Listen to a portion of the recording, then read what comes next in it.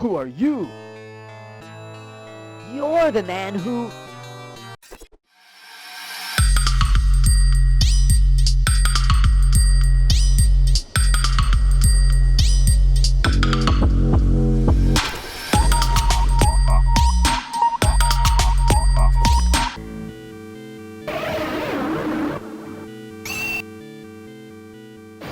Ninja combat!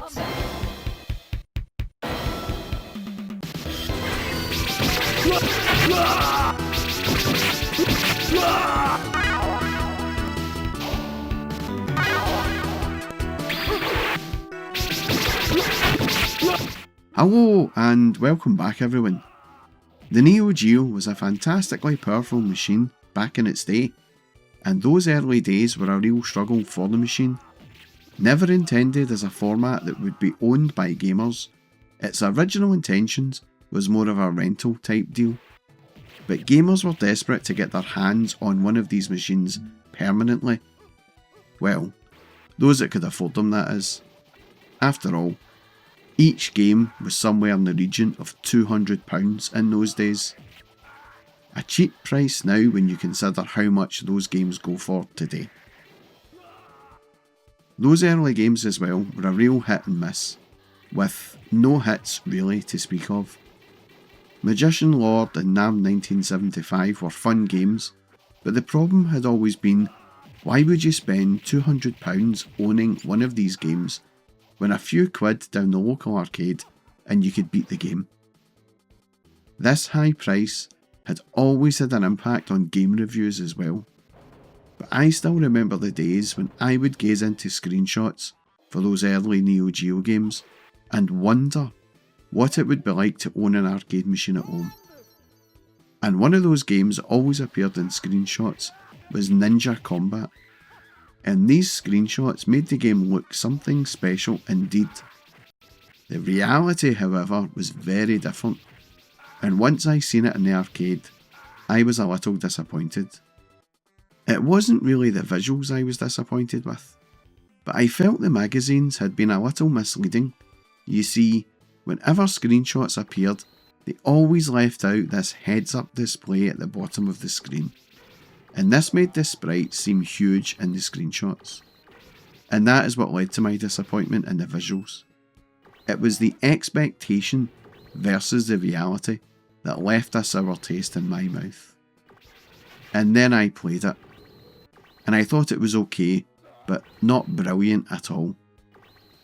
But years later, I ended up getting this game for my Neo Geo, purely because I got the title of this game mixed up with another ninja game on the Neo Geo.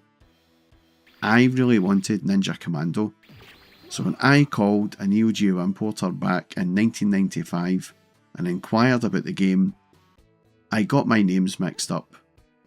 I really should have been more careful, especially when I was told there was a brand new sealed copy of this game for £45. I didn't hesitate, however, and when the game arrived a few days later, I learned a valuable lesson. Never buy anything over the phone unseen, especially if you have a hangover. And that is how this game came into my ownership back in the day. But more of the game now, and visually it's not terrible. Some of the animation is pretty bad, but the whole thing looks decent overall, with some nicely animated sprites and others not so well animated. But the backgrounds give a good sense of depth all round, and there is a decent amount of sprite scaling to be seen. And, of course, as this is a beat 'em up, we have the usual beat 'em up staples, such as the train level and old rusty barrels all over the place. But these ones do not contain meat, but rather they contain caffeine drinks instead. The sound is the usual Neo Geo affair as well, loud, brash and in your face, with some good tunes and the usual clear high quality speech throughout. And the sound is always a main thing that really helped push the arcade experience at home with this console.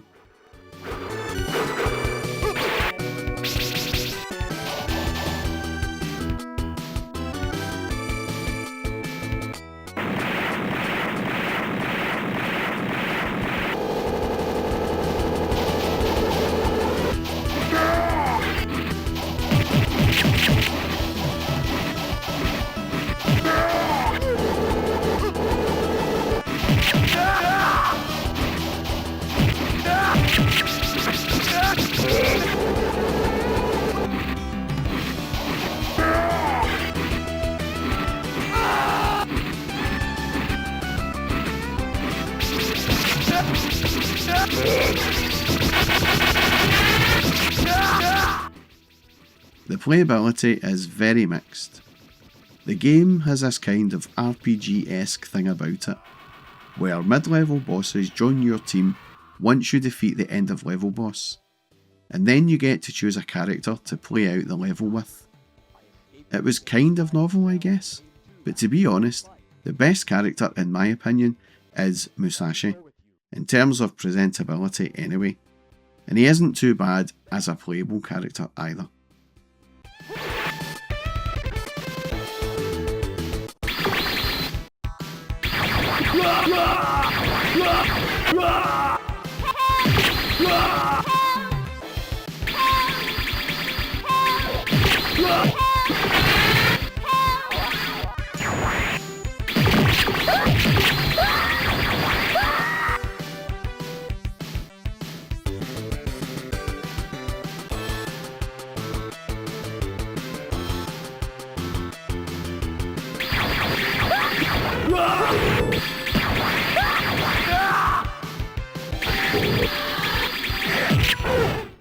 The game is quite a challenge initially.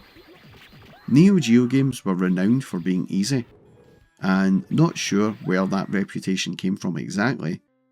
They were not terribly challenging, but they were no pushover either, and this was a game I never completed back in the day.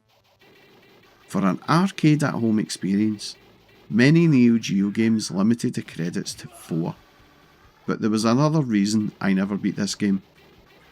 It became quite boring quite quickly, and some of the action just became a little tedious when trying to finish the game. And the other characters, well, apart from Musashi, were all fairly bland. There wasn't a whole lot of the game to keep you coming back. It was also a game my mates didn't enjoy. I did have one mate who got a laugh out of it, but it was mainly at the robot-esque speech delivery between levels, which he found hilarious. This game was from 1990, and back then they were still targeted at a slightly younger audience, you must remember, but to an older audience the dialogue was pretty silly. Or maybe that was just me and my mates, who knows. What I do know is that it wasn't a terribly popular game, and games like this and others in the first generation of Neo Geo games made the console a hard sell, and it isn't really a game I can recommend. There are better games out there, thankfully, like Ninja Commando, which is well worth a play. If I remember right, there's an elevator. Okay, understood. Sneak into the tower from 2 directions.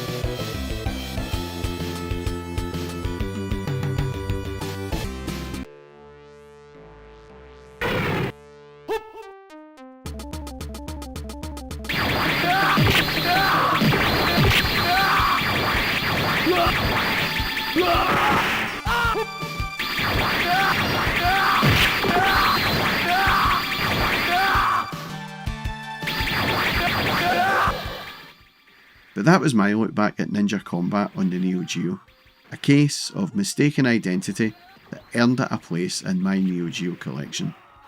But if you like this video, then please do all the usual like, comment and subscribe malarkey, and a massive thank you to everyone who has commented and subscribed already.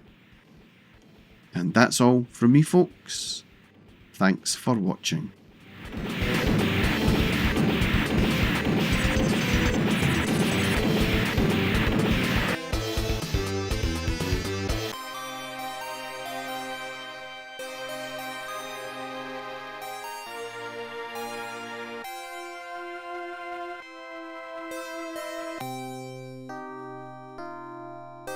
We did it, Hayabusa.